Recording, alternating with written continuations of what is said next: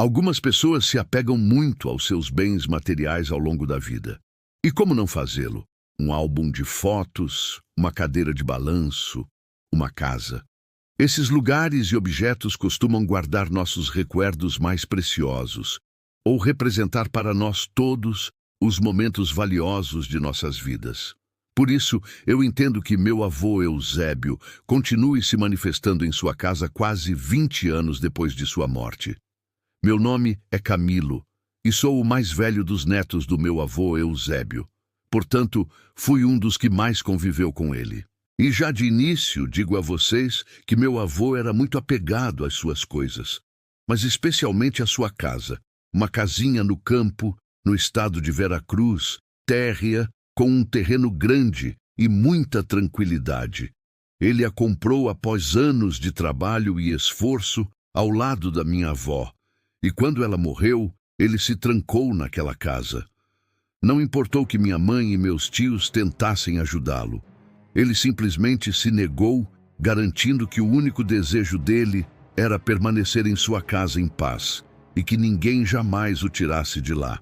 Meu avô passou de um homem dinâmico e alegre a alguém muito sombrio, calado e sedentário. Já não brincava mais comigo nem com meus primos, e nas reuniões de família ia dormir cedo para não ter que aguentar mais ninguém. Morreu 7 anos depois, em meados de 2007. Lamento a introdução tão longa, mas é importante explicar todo esse contexto para que entendam o impacto que foi para toda a família ver aquele lugar, que havia sido o lar de todos os meus tios, da minha mãe e até de alguns primos, tornar-se o epicentro de tantos acontecimentos estranhos, dos quais fui testemunha muitas vezes. O primeiro desses acontecimentos, pelo menos que eu saiba, ocorreu quando eu tinha uns 16 anos e, pelo que me lembro, não fazia muito tempo que meu avô havia morrido. Minha mãe levou a mim e a minha irmã mais nova, Sara, para ajudá-la a limpar, e assim que passamos pelo batente da porta, senti uma corrente de ar frio que não condizia com o calor que fazia lá fora, embora eu tenha pensado que era por a casa ter ficado fechada. Tudo permanecia do mesmo jeito que meu avô deixou, já que nem meus tios, nem minha mãe tinham visitado a casa depois de sua morte. E ao que parece, ao meu avô, isso agradava. Minha mãe abriu todas as janelas e me deu um espanador para começar a tirar o pó dos quartos. Eu não tinha nem 5 minutos de tarefa quando senti que alguns enfeites sobre uma mesinha de cabeceira se moveram. Foi algo sutil, como se alguém os levantasse e os colocasse de volta na superfície. Virei confuso e fiquei olhando para a mesinha ao lado da cama por alguns segundos antes de continuar. Uns 10 minutos depois, ouvi com uma clareza inexplicável as molas daquele velho colchão afundarem e a madeira rachada ranger, como se alguém tivesse se deitado atrás de mim. Quis pensar que era minha mãe ou Sara, mas nenhuma das duas entraria sem me avisar. E além disso, como seriam elas se um segundo depois ouvi um grito que só de lembrar ainda hoje me gela o sangue? Saí correndo em direção à porta sem olhar nem por um instante para a cama e cheguei ao quarto no fim do corredor, onde Sara chorava e minha mãe tentava consolá-la.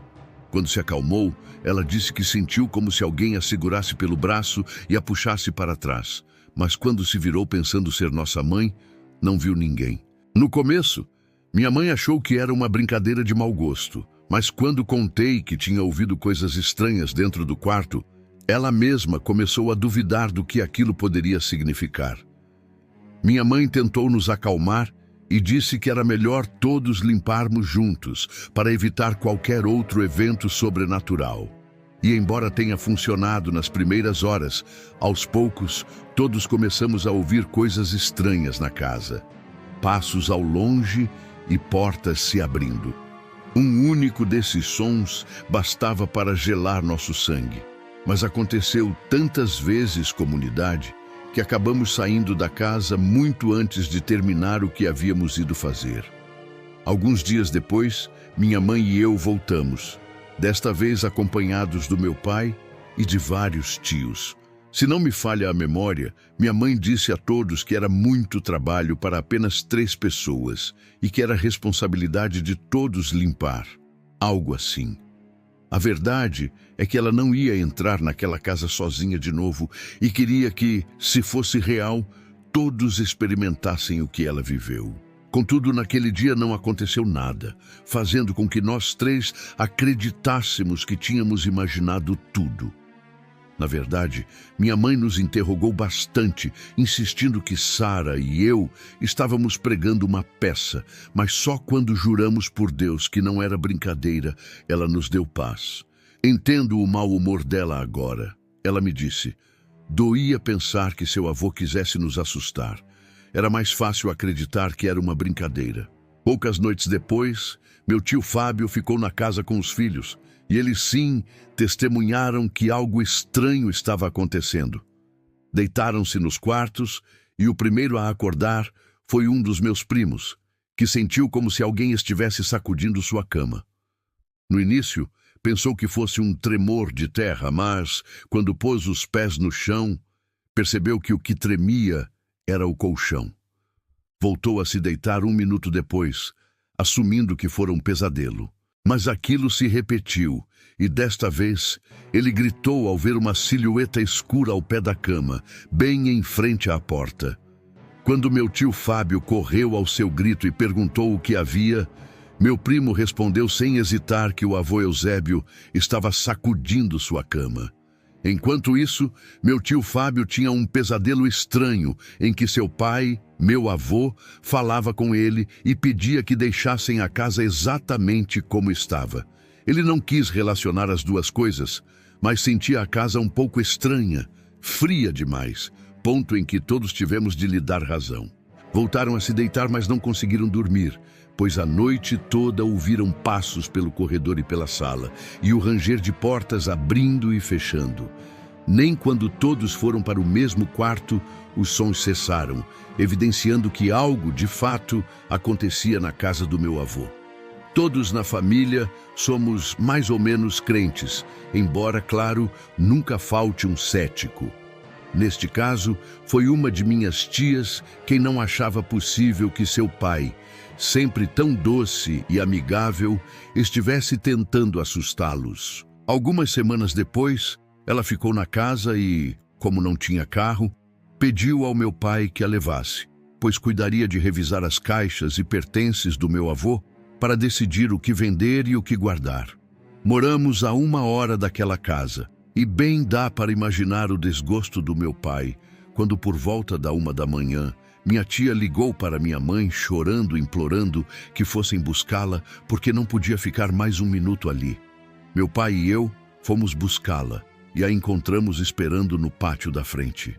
Meu pai não ouviu nem viu nada estranho, mas eu juro pelo que quiserem que ouvi algo se movendo lá dentro, como se arrastassem um objeto metálico pelo piso de pedra da cozinha.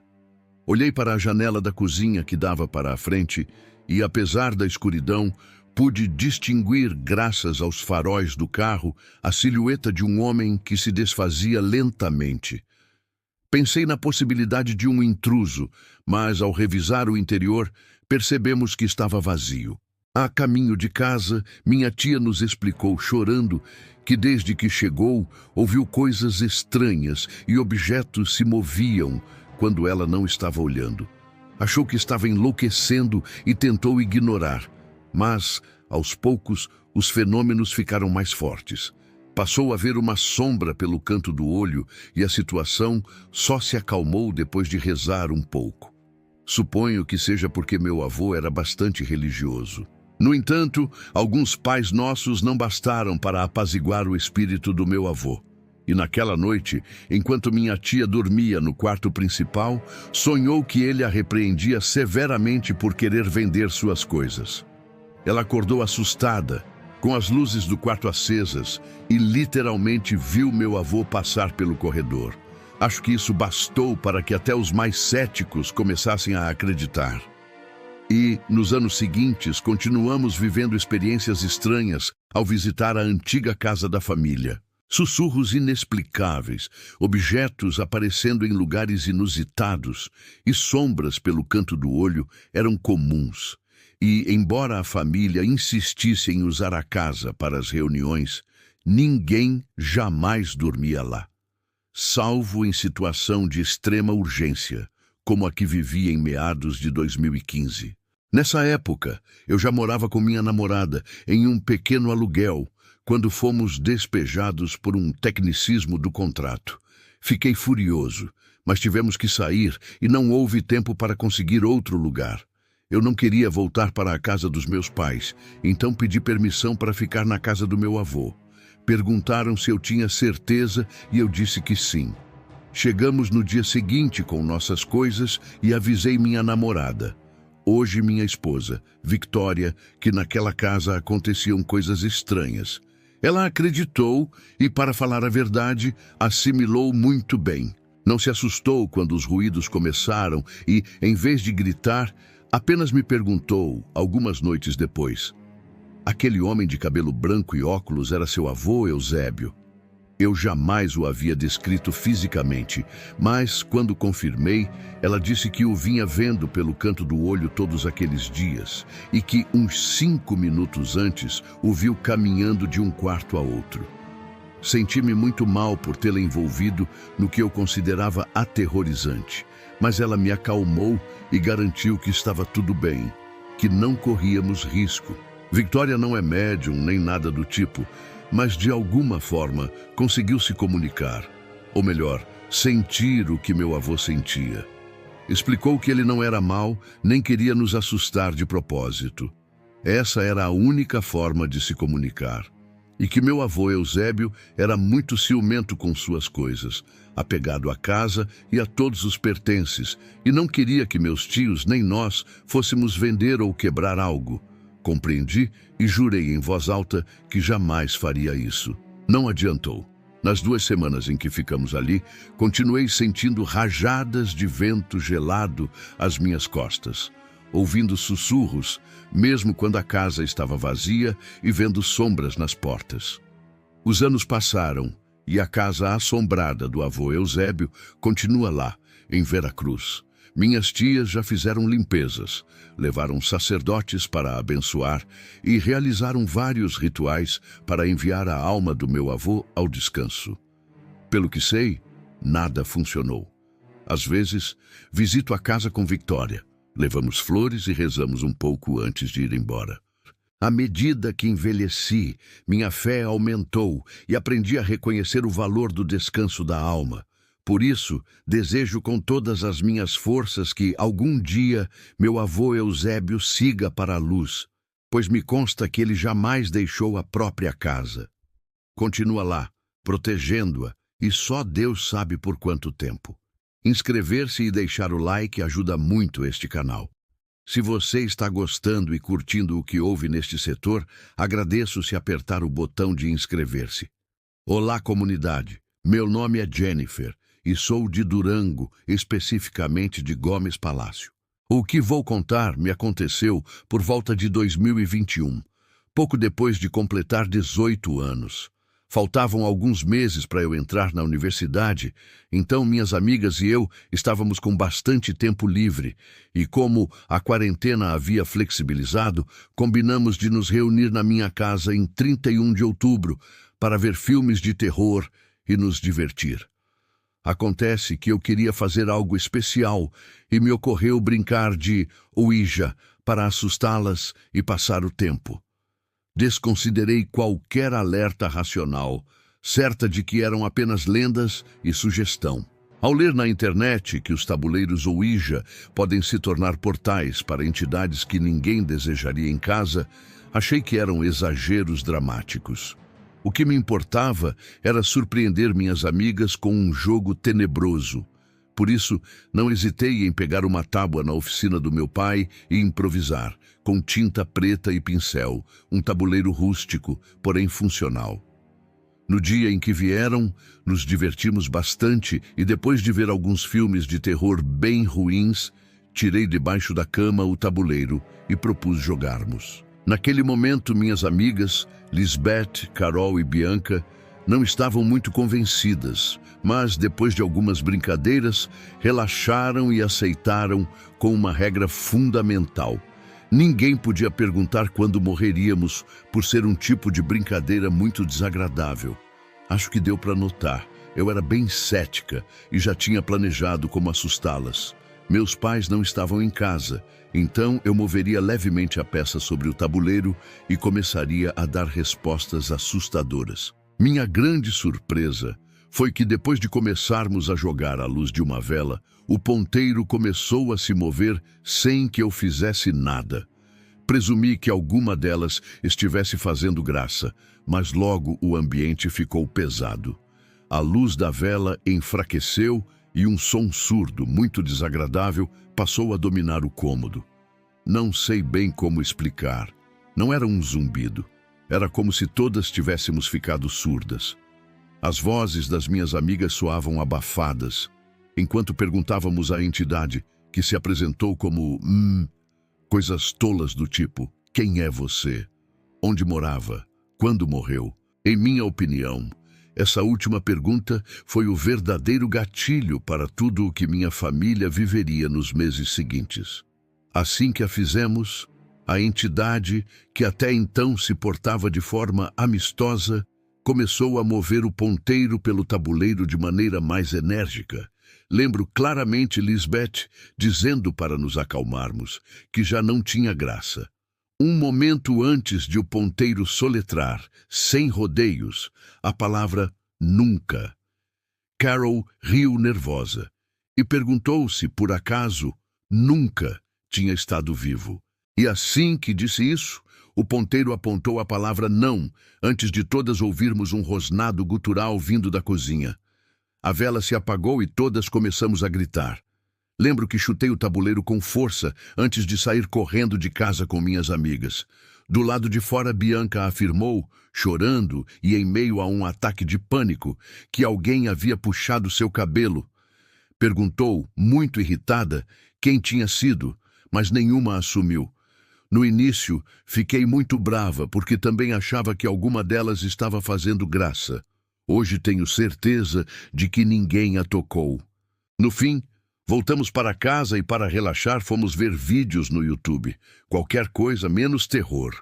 Nada mais aconteceu e joguei o tabuleiro no lixo naquela mesma noite.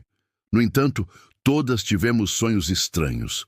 Uma silhueta muito alta nos envolvia e nos asfixiava. Achamos que era pelo susto da noite, e na manhã seguinte, elas foram embora. Eu não sabia que, na verdade, as coisas estavam apenas começando. No início eram coisas pequenas. Meu pai me perguntava o tempo todo se eu havia pegado suas coisas. Suas ferramentas começaram a aparecer espalhadas pela casa, embora ele não as tivesse deixado ali. Pertences da minha mãe também sumiam por horas, e depois apareciam em lugares que já havíamos revistado. Achamos que um de nós três estava pregando peças, mas ninguém admitia. Depois começaram as batidas nas paredes, como se alguém procurasse buracos nos muros. Meus pais ficaram nervosos, sem entender quem poderia fazer aquele barulho, já que morávamos em um bairro residencial e as casas eram afastadas. Em seguida vieram os sussurros e eu ainda não havia feito a conexão com a Ouija, até que as coisas começaram a acontecer especificamente comigo. O primeiro evento foi num sábado à noite, enquanto eu via uma série na sala. Minha mãe estava na cozinha e meu pai ainda não chegara do trabalho. Eu estava concentrada, por isso me impactou quando a TV simplesmente desligou. Pensei que a luz tinha acabado e, por reflexo, olhei para a cozinha, mas a luz estava acesa. Foi quando ouvi um sussurro à minha frente e, ao virar, vi uma sombra passar rapidamente em frente à TV, rumo ao corredor dos quartos. Gritei e chamei minha mãe, dizendo que tinha visto alguém entrar em casa e ir para os quartos. A porta estava fechada, então ela me olhou com incredulidade. Até que a TV, sem ninguém tocar, ligou de novo. Procuramos a casa com uma faca na mão, mas obviamente não havia ninguém. Dias depois, eu estava no quarto ouvindo música e desenhando quando ouvi alguém me chamar. Assumi que fosse minha mãe, pois a voz parecia feminina. Tirei os fones e virei para a porta. Por um instante, vi uma mão segurando o batente antes de desaparecer pelo corredor. Fiquei paralisada, chamando minha mãe sem sair da mesa. Quando ela respondeu, perguntei se tinha me chamado ou ficado na porta. Ela disse que não. Passaram-se semanas novamente cheias de sussurros, batidas e objetos que sumiam e reapareciam sem explicação. Comecei a ter pesadelos com uma menina loira que aparecia no meu quarto e a sofrer paralisia do sono.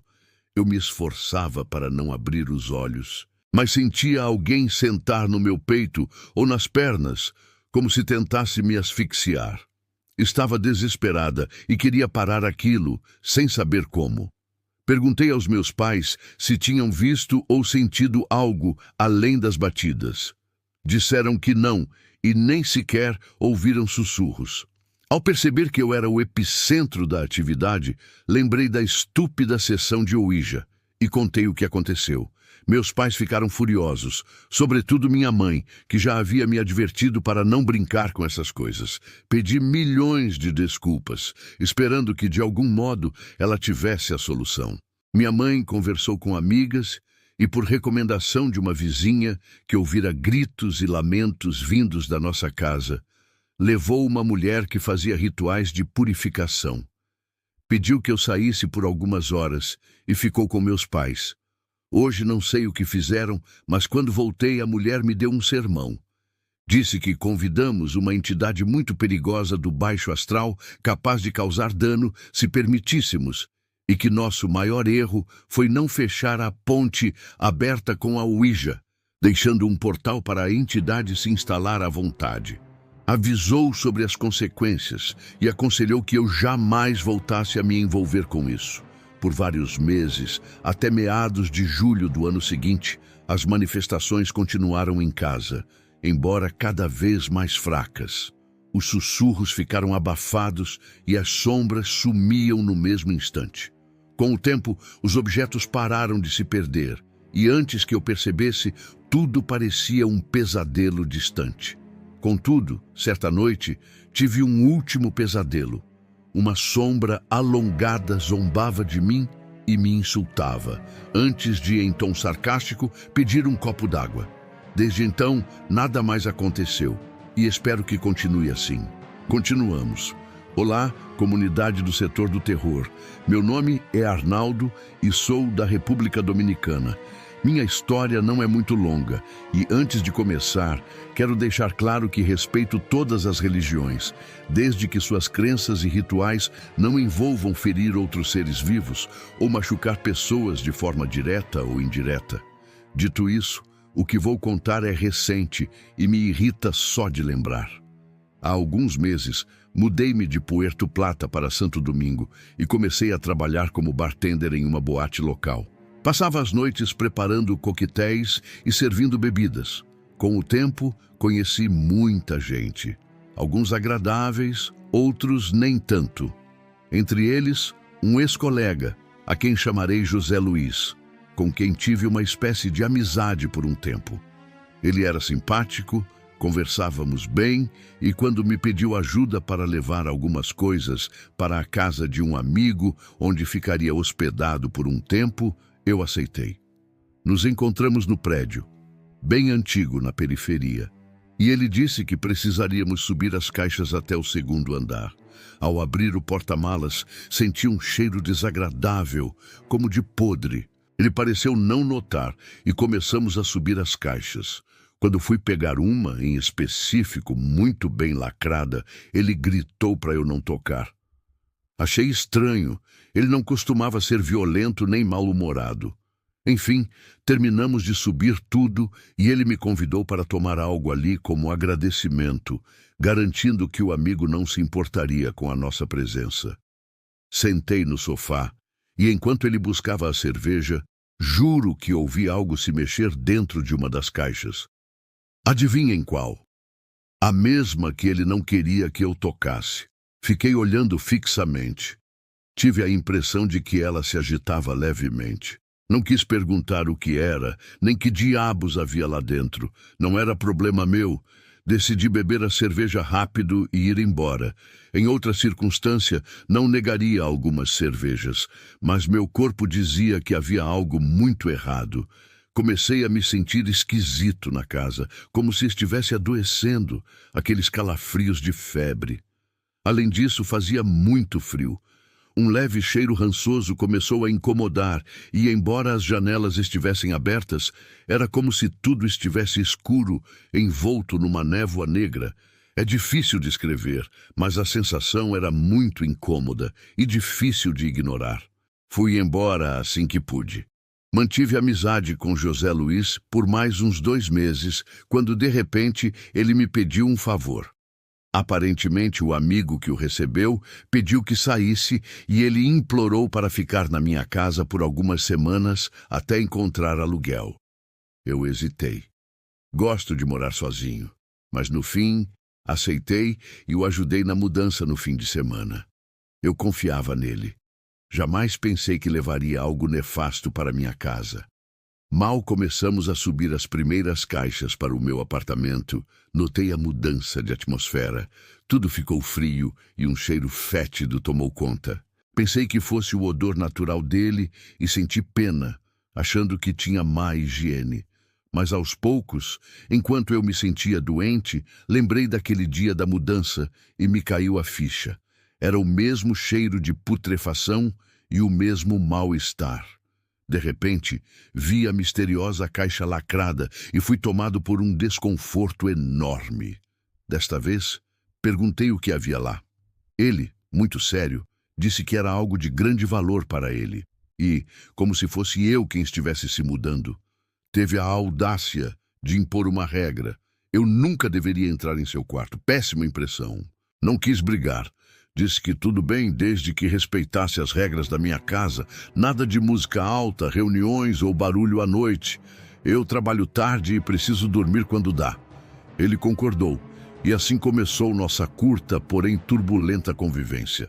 Nas horas seguintes, continuei me sentindo estranho e, por ser meu dia de folga, fiquei em casa tentando descansar. Ouvi, no quarto ao lado, ele fazendo um barulhão e falando sozinho. Junte isso à sensação repentina de febre. O dia foi horrível. Naquela noite, enquanto dormia, senti alguém andando pela casa a passos pesados. Tive receio de os vizinhos reclamarem. Levantei para pedir que ele parasse, mas José Luiz não estava fora do quarto. A porta dele estava fechada e o resto da casa às escuras. Achei que tivesse sonhado e voltei a deitar. Nos dias seguintes, o cheiro estranho não sumiu. Usei aromatizantes e nada, só piorava. Acostumei relativamente rápido ao odor, mas não ao pressentimento de que alguém me observava na cozinha, no banheiro ou na sala. Não importava onde eu estivesse, sempre parecia haver alguém atrás de mim. Como se não bastasse, meu apartamento, sempre limpo, passou a ter muitas moscas e baratinhas. Um dia, poucas horas após chegar do trabalho, fui dormir e acordei com o som da liquidificadora às 5 da manhã. Cedo demais, considerando que trabalhávamos até tarde. Levantei para pedir que parasse, mas ao entrar na cozinha não havia ninguém. Nesse momento, José Luiz saiu do quarto, meio dormindo, pediu desculpas pela liquidificadora e disse que não se repetiria. Acreditei e voltei para a cama. Mas logo percebi como aquilo era estranho. Ele também estava no quarto. Era impossível que tivesse ligado o aparelho. Os eventos começaram a me irritar. E ao completar uma semana, ouvi sussurros atrás das paredes. Justifiquei como vizinhos ou ele falando ao telefone. Até que, numa noite, ouvi sussurros dentro do meu quarto, ao redor da cama, no escuro total. Assustado, saltei para acender a luz. Não vi nada, mas ouvi várias vozes no quarto dele. Fiquei furioso, achando que havia gente lá. Saí e, sem pensar, abri a porta ao ver a luz acesa. Do outro lado, um cheiro de podre me golpeou. O quarto era um lixo, sacos de delivery e caixas de comida espalhados. Mas isso nem foi o pior. Ao fundo, ao lado da cama desarrumada, Vi José Luiz de joelhos, rezando diante de um altar cheio de ossos, velas e coroado por um crânio que, sinceramente, não precisa ser perito para saber que era humano. Aí entendi tudo. Ele se levantou furioso, gritando para eu sair. Eu me mantive firme e disse que tinha uma semana para encontrar outro lugar, porque na minha casa ele não continuaria com bruxaria, ou seja lá o que fosse. Só quando falei isso, ele baixou a guarda, pediu desculpas e tentou explicar sua religião, mas eu não quis ouvir. Insisti que fosse embora. Em menos de 2 dias, estava recolhendo as coisas e nunca mais tive contato com ele. Nessas 2 noites, senti-me péssimo. Ânsia de vômito, tontura, perdi o apetite. A luz do meu quarto ligava e desligava sozinha, e minhas costas doíam demais. Foram dias difíceis, mas felizmente, assim que ele se mudou, tudo voltou ao normal. Tenho certeza absoluta de que todos os fenômenos paranormais que vivia em casa eram causados pelos cadáveres, ossos, que José Luiz levava para todo lado.